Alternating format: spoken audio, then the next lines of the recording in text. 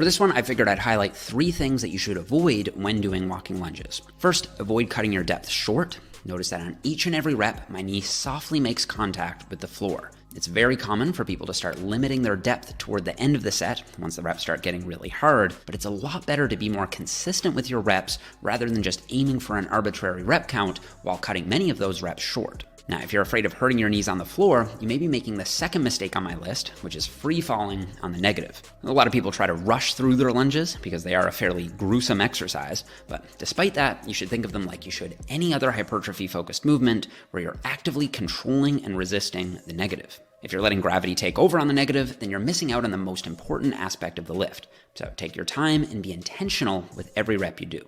And the third thing to avoid is letting your grip strength limit the load that you can use. A lot of people go way too light on walking lunges.